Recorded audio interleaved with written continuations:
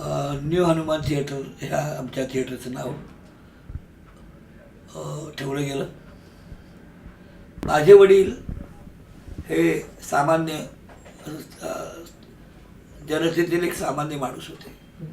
रोजच्या रोज आपलं रस्त्यावर भाजी विकायची आणि आपला घरचा उदरनिर्वाह चालायचा. माझे वडील दादर मार्केटमधून भाजीपाला आणायचे आणि लालबागला इथे रस्त्यावर. त्याच्या आधी माझे वडील एका बोहरीच्या दुकानात कामाला होते. तिथून भाजीचा धंदा त्यांनी सुरू केला आणि भाजीचा धंदा सुरू चालवताना त्यांना एक मित्र झाले. त्यांना एक मित्र दोस्ती झाली एका माणसाची.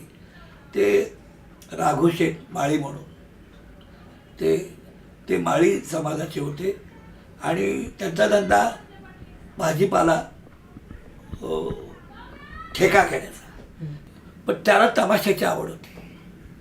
त्या काळामध्ये मला इथं सांगितलं पाहिजे की मुंबईमध्ये 17 ते 18 थिएटर्स होती तमाशाची.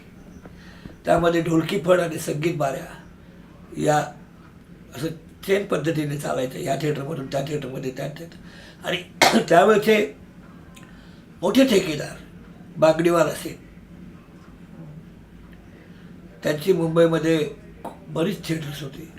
आणि मग सब कॉन्ट्रॅक्टर लोकांची थिएटर होती. त्यांना ते समजा कलावंतांची पार्ट्या ते पुरवायचे. आता एवढ्या सगळ्या ठिकाणी कार्यक्रम करायला येणाऱ्या लोकांना राहण्याची व्यवस्था तर पाहिजेच ना. मग बांगडेवाला सेटने दौलत टॉकीच्या समोरची जी बिल्डिंग आहे तिला बटाट्याची चाळ म्हणतात. आणि तिथे सगळ्या कलावंतांना उतरायची व्यवस्था. तिथं पठ्य वापरासाठी एक स्वतंत्र खोली ठेवली होती. ते कधीही यायचे. आवल्या माणूस होता. कधीही यायचे. तर हे शेठला बोलताना आऊ जाऊ नाही, हे शेठ चल मी आलो आहे, माझी व्यवस्था कर. त्यांची तिथे व्यवस्था असायची. सगळं राहणं खाणं सगळं वगैरे. आता एवढे तुम्ही म्हणाल की एवढे तमाशा थिएटर का होती, तर त्यावेळेला ज्या गिरणी होत्या त्या गिरणीमध्ये त्यावेळेला 3 लाख लोक कामगार होते. गिरणी कामगार 3 लाख होते. त्यामुळे अभाषिक लोकांची संख्या अल्पशी होती.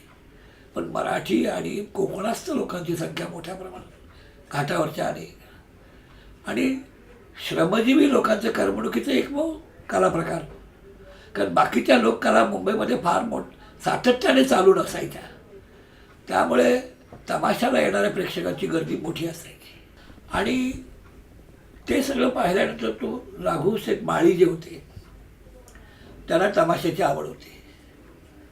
त्याने ते पाहिल्यानंतर त्याला पण हे सगळे करता आपण का नाही करावं. पण त्याला ते त्याचा माळी म्हणजे भाजीपाल्याचं हे धंदा सोडून त्याला वेळ मिळत नसे. तर हे माझे वडील त्यांचे मित्र होते.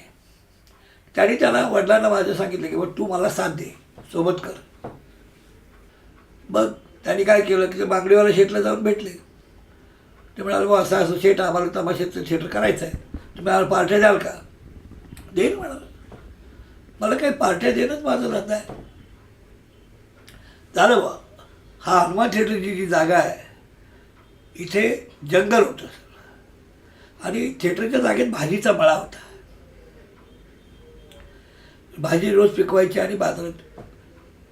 तर मग हे पेटी ट्रस्टची जागा, पारशी लोकांची जी पेटी ट्रस्ट मुंबईला होत्या त्याची फार मोठी जागा.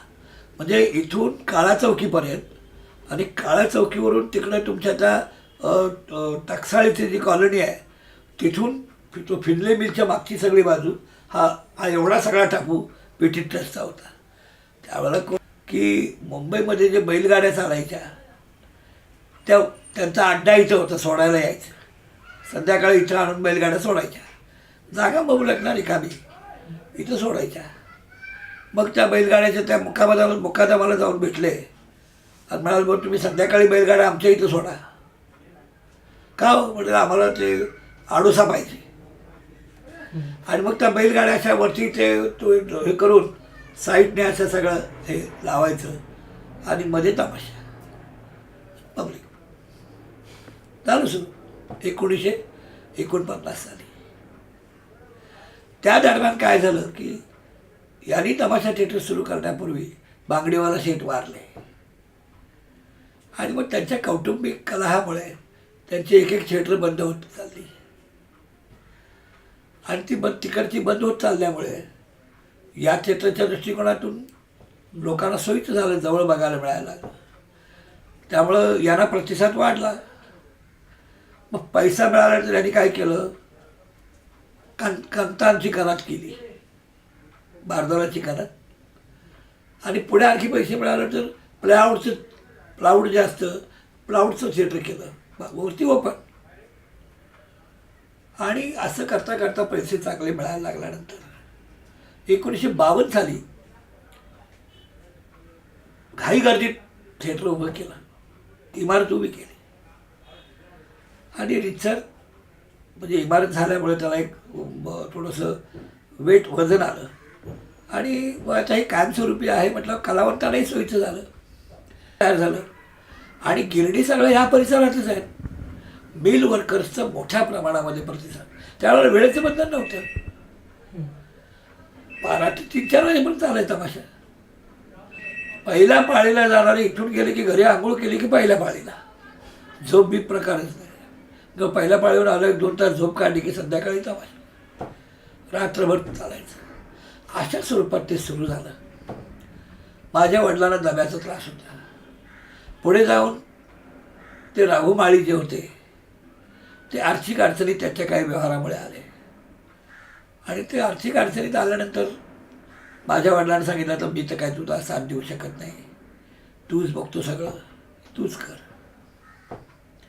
माझ्या वडिलांनी स्वतःच्या अंगावर घेऊन ते चालू. त्यांच्याबरोबर माझ्या वडिलांचे मोठे बंधू पण होते, विठ्ठल सेटण्याला आहे ते. आणि ते चाललं त्यांना दम्याचा त्रास असल्यामुळे वडिलांना त्यांना सातत्याने सगळं बाहेर पार्ट्या आणायला जाणं वगैरे शक्य होत नव्हतं. पण थिएटर असल्यामुळे पार्टीवाले स्वतःहून यायचे. आणि 12माही चालायचं, सिजनेबल नाही, 12माही चालायचं. तमाशाचा कार्यक्रम सातत्याने चालू होता. माझे वडील वारल्यानंतर आम्ही लहान होतो. माझे चुलते होते, चुलत्यांनी आणि त्यांची मुलं मोठी होती, त्यांनी व्यवसाय तो सावरला. आणि कायमचं स्वरूप म्हणून फडवाले यायचे, त्याला आणायला जायची काही गरज पडायची नाही. इतर ठिकाणी तमाशाचं वातावरण बंद झालं. म्हणजे माझ्या वडिलांच्या थिएटरच्या ह्या दरम्यान सगळी थिएटर बंद झाली. फक्त फिल हाऊस आणि लालबाग मध्ये 51-52 बायकाळ्याची 2 थिएटर होती, ती बंद झाली. त्यानंतर ही 2च थिएटर मुंबईमध्ये राहिली. अधूनमधून पण तात्पुरते सुरू व्हायचे, माझगावचं सुरू होतं अधूनमधून, त्याने राहिलं. वडील वारल्यानंतर आमचे हे सगळे व्यवहार होता काकांच्या ताब्यात गेले. काकांचं वागणं व्यसनी असल्यामुळे थोडंसं कलावंतांना त्रासही झाला. आणि त्या त्रासामधून कलावंत थोडेसे नाराज झाले. मग मध्ये 1-2-3 वर्ष बंद पडलं, वयात असेल. ते थिएटर आमच्या चुलत्याने घेतल्यानंतर आम्हाला ताबा देईना. म्हणून मग वडिलांच्या मित्रांना मध्यस्थी घालून वगैरे, बाळासाहेब देसाईंना भेटून वगैरे वगैरे 1965 साली ते आम्हाला ताबा मिळाला. आणि त्यावेळेला माझं वय साधारण 21-22 वर्षाचं. 65ला 23 वर्षाचं वय होतं, 22 वर्षाचं. आणि ताबा मिळाल्यानंतर 65 साली माझ्या ताब्यात आल्यानंतर मी वडिलांचे काही मित्रमंडळी होती, त्यांना बोलून मी त्यात मदत घेऊन सुरू केलं. कलावंतांना कळवल्यानंतर तुम्हाला आश्चर्य वाटेल की जरासुद्धा वेळेचा विचार न करता तात्काळ सगळे फडवाले मला सहकार्याला उभे राहिले. कारण आमचे संबंध अतिशय चांगले होते. आणि 11 मे 65ला सुरू केलं. ते मी माझ्या नियोजनामध्ये, मला फार अनुभव नव्हता. पण आता जबाबदारी पडलेली आहे. सगळ्यात भावंडामध्ये सगळ्यात मोठा मी. माझी भावंड 9-10 वर्षाची होती त्या दरम्यान. मी त्यावेळेला 22-23 वर्षाचा. आणि मग ते वडिलांच्या मित्रांच्या सोबत सान्निध्यात बसायला लागलं. प्रेक्षकांची गर्दी पुन्हा पहिल्यासारखी व्हायला लागली. फळांच्या कार्यक्रमामध्ये रंगत यायला लागली. आणि रंगत यायला लागल्यानंतर लोकांनाही आवडायला लागले. मग ट्रिक्सही यायला लागले तमाशाच्या वगामध्ये. उदाहरणार्थ तुकारामाचं म्हटलं, संत तुकाराम म्हटल्यावर तुकाराम महाराज विमानातून वैकुंठाला जातात, हे ट्रिक्सीन करायचे. ज्ञानेश्वर समाधी घेतात, मग ते समाधी घेतात म्हटल्यानंतर स्टेजवरून ज्ञानेश्वर स्टेजच्या खाली जातात, समाधी घेतात. असे जमीन ज्ञानेश्वर खाली गेले, अशी ट्रिक्सीज त्यात लोक आकर्षित व्हायला लागले. मग आम्ही मुंबईला तमाशाची संघटना काढली, तमाशा कला कलावंत विकास मंदिर. त्यामध्ये माझ्या वडिलांच्या काळातले काही लोक आणि आता माझ्या काळातले काही तमाशा फडमालक अशी मिळून ती संघटना स्थापन केली 1978 साली. आणि मग तिथे कलावंतांची संघटना काढल्यावर कलावंतांच्या सार्वजनिक सामाजिक सेवेमध्ये मी जास्त मला आवड असल्यामुळे मी गेलो. तमाशा थिएटर चालूच होतं, ते रितसर आपलं नित्य नियमितपणाने चालत होतं. आणि अशा पद्धतीने पण एक झालं, कलावंतांचं त्यावेळेला खूप मोठा आधार मला मिळाला आणि त्या आधारामुळे हे थिएटर उभं राहिलं. पुढे आता सिनेमाची गाणी तमाशात आली, ढोलकीचे फड लोकांना आवडेनात, मग मी ढोलकीचे फड आणायचे बंद केले आणि संगीत वाऱ्यांचं स्वरूप चालू केलं. त्याला लिमिटेड प्रेक्षक, संगीत वाऱ्यांची गाणी ऐकणारे प्रेक्षक, फुल कधी होत नव्हतं. त्या चांगल्या कालावधीत आल्यानंतर मी साधारणतः 1975 ते साधारणतः 82-83-82 मी ह्या चांगल्या कलावंतांना मी नाटकाच्या थिएटरमध्ये लावण्यास सादर करायला सुरुवात केली. कारण लावणीबद्दल लोकांमध्ये ओढ निर्माण व्हावी, लावणीला तिरस्काराने पाहणाऱ्या लोकांना आवड निर्माण व्हावी, या दृष्टिकोनातून मी ते हनुमान थिएटरतर्फे या नाटकांच्या थिएटरमध्ये कार्यक्रम करायला सुरुवात केली. आणि हळूहळू त्याला प्रतिसाद चांगला यायला लागला. असं करत करत साधारणतः 90 उजेडलं, 1990पर्यंत आलो. माझ्या थिएटरला उपस्थिती काय फार होत नव्हती आणि त्या दरम्यान गँगवॉर मोठ्या प्रमाणामध्ये फोफावलं होतं. गँगवॉरचा आम्हाला काही त्रास नव्हता, पण आमच्या जवळच्या परिसरातलेच ते लोक असल्यामुळे इथे प्रेक्षक जे यायचे आंबट शोकीत की दौलत जानेच्या रूपाने बायांना मोहवलं जावं म्हणून अशा पद्धतीने येणारे लोक, त्यांच्यामध्ये चढावड लागायची पैसे देण्याची. त्या चढावडीमध्ये थोडेसे वादाचे विषय माझ्या इथे निर्माण होत होते, बाहेर रस्त्यावर गेल्यावर व्हायचे. आणि त्या वादाच्या विषयाचं रूपांतर ह्या गँगरवाल्या मुलाला त्यांनी आणायला सुरुवात केली. आणि गँगरवाल्या मुलाला आणायला सुरुवात केल्यानंतर त्यांचा आम्हाला काही त्रास नव्हता, कलावंतांना काही त्रास नव्हता काय, पण कार्यक्रम संपून बाहेर जायला लागले की या गल्लीत लोकांना अडवायचे, लोकांना धक्काबुक्की करायची, दमबाजी करायची. त्याचा परिणाम आमच्या व्यवसायावरती सुद्धा झाला.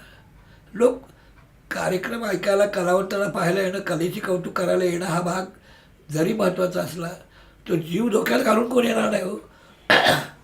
त्यामुळे मग आमच्या प्रेक्षकावरती परिणाम झाला.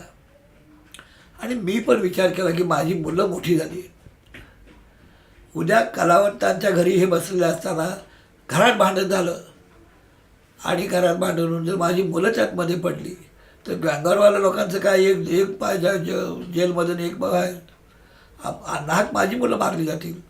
म्हणून मग मी विचार केला की पैसे नाही मिळाले तरी चालतील, मुलं जाता कामा नये. किंवा मुलं जर, कारण कलावंताला अन्याय होतं म्हटलं पडणारच मध्ये, आणि त्याचं पर्यावसान मुलांच्या जीवाला धोका होणार असल्यामुळे मी 94 साली काहीतरी थिएटरचं लाकडी असल्यामुळे लाकडं त्याच्या हळूहळू वाळवी लागायला लागली होती आणि उत्पन्न तेवढं म्हणावं असं होत नसल्यामुळे ते दुरुस्त करण्याची सुद्धा माझी आर्थिक परिस्थिती नव्हती. त्यामुळे आम्ही निर्णय घेतला की आपण आता हे थांबवावं. आणि मग नोव्हेंबर 94ला आम्ही थांबवण्याचा निर्णय घेतला आणि 94 नोव्हेंबरपासून हनुमान थिएटर थांबवलं आम्ही.